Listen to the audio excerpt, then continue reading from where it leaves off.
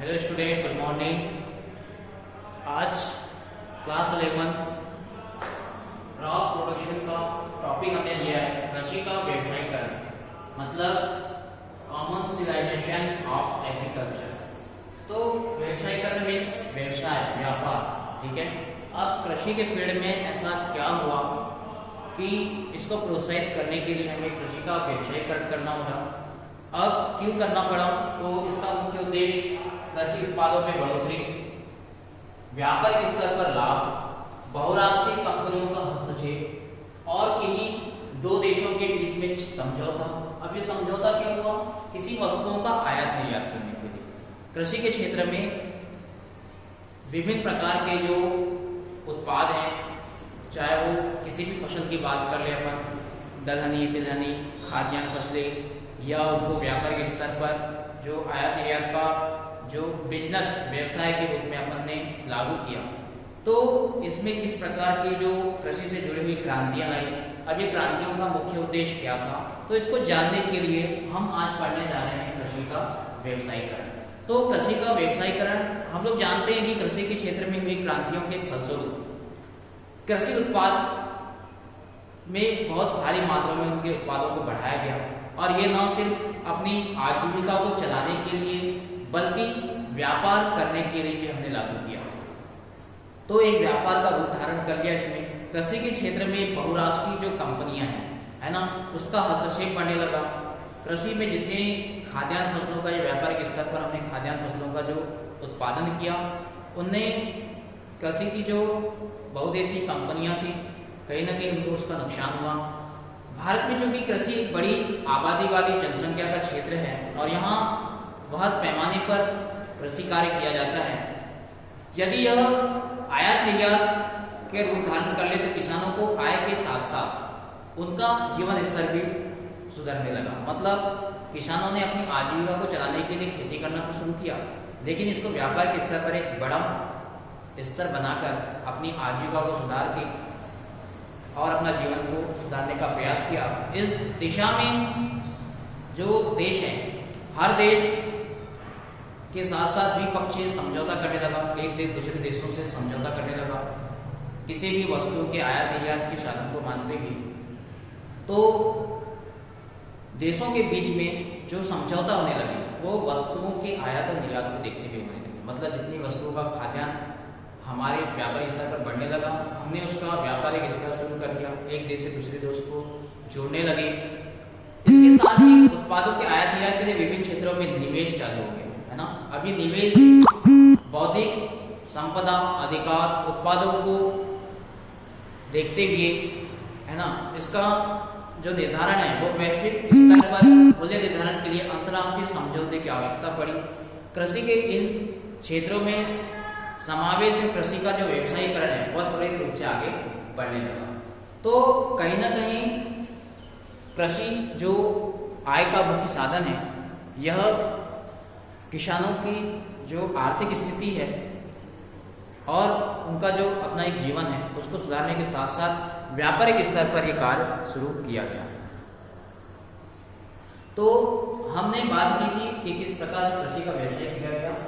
तो यहाँ देखा हमने कि कृषि के उत्पादों में बढ़ोतरी होती गई, अधिक से अधिक उत्पाद बढ़ाए गए, है ना। उत्पादों का मतलब कीटनाशकों का प्रयोग करके, अच्छे बीजों का चयन करके अपने व्यापारिक स्तर पर कृषि को बढ़ाया गया और व्यावसायिक स्तर पर लाभ का साधन बनाया गया। मतलब जो भी खाद्यान्न फसलों को उगाई जा रही थी उनको व्यापारिक स्तर पर बेच करके लाभ कमाया गया।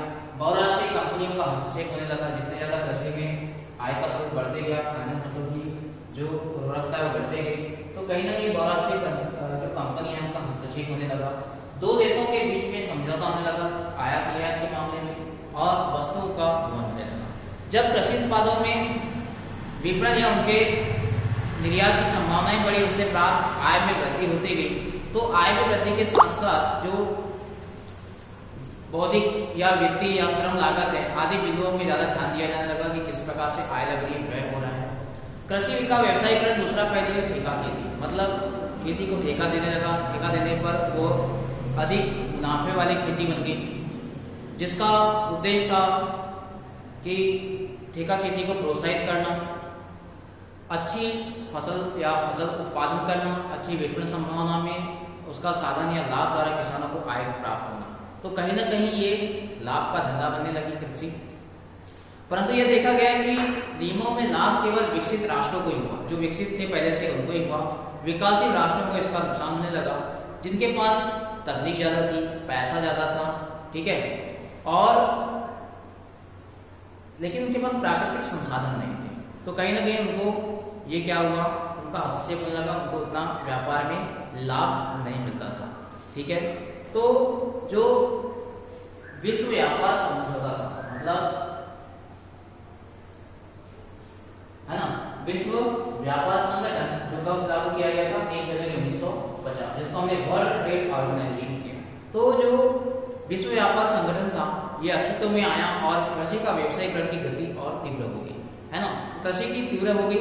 शुरुआत में थोड़ा सा व्यापार के नए युग की शुरुआत में थोड़ा सा प्रॉब्लम्स हुई, लेकिन इन प्रॉब्लम को क्रिएट करते हुए धीरे धीरे यह किस्म भारतीय और पाकिस्तानी मूल बासमती में तैयार की गई। मतलब पुराने समय में जो खाद्यान्न फसलें होती थी उनका अलग अलग किस्म किसानों को प्रमोट किया जाता था।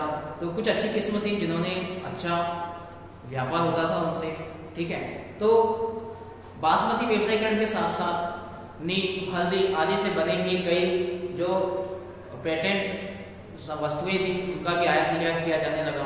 तो कहीं ना कहीं जो बहुराष्ट्रीय कंपनियां थी वो इस प्रकार के नियमों का तोड़ मरोड़ कर विकसित करके अपने फायदे के लिए प्रयोग करते गए और इससे कृषि को एक बढ़ावा मिला। इसके साथ ही अपने किसानों को कृषि व्यवसाय के प्रति जागरूक बनाना ताकि अधिक कुशलता से अपने उत्पादों के पेटेंट का यह सचेत रहे, और जो नियम है उसके साथ साथ नियम में परिवर्तन लाना। इस संदर्भ में सकारात्मक कार्य भी हुए। अब ये सकारात्मक कार्य कौन सी दिशा में हुए, तो इसमें कई कानून व्यवस्थाएं बनाई गई। पेटेंट अधिकार रक्षकों को लगाव एक अधिनियम 18 वर्ष एवं अन्य के लिए 51 वर्ष या 15 वर्ष रखी गई। अन्वेषण के लिए पेटेंट की कई किस्म का प्रयोग एवं विकसित एवं सस्ते जो उद्योग है उसका परामर्श केंद्र बनाए गए। स्वास्थ्य को हानि न पहुंचे ऐसे वस्तुओं को लाभ के विधान बनाए गए। तो ये नियम के अधीन रखा गया। राष्ट्रीय पादप अनुवांशिक संसाधन ब्यूरो जो नई दिल्ली में स्थापित है, उसमें क्या हुआ, ऐसे देश जो जन द्रव्य की अदला बदली नहीं करेगा, या जो देश मतलब कहना चाहिए कि खुद की एक अपनी शर्त होगी, ऐसी सामग्री जो अन्य देशों से हस्तांतरित की जा रही है, अन्य देशों के आस समझौते द्वारा शर्तों के आधार पर ऐसी अदला बदली की जा सकेगी जो अंतर्राष्ट्रीय कृषि एवं अनुसंधान केंद्रों को सुरक्षित, है ना, जन भागीदारी से लाभप्रद हो। इस प्रकार से कई फॉर्मेट बनाए गए, कई नियम कानून बनाए गए। तो यहाँ पर इस प्रकार से कृषि के व्यवसायीकरण को बढ़ाया गया और लाभ का धंधा बनाया गया। अब क्यों आवश्यकता पड़ी, कृषि के व्यवसायीकरण की आवश्यकता क्यों की? तो हमने देखा कि 1951 में नवीन आर्थिक नीति की शुरुआत हो गई जो वैश्विक बाजार नीति की शुरुआत के अधीन था।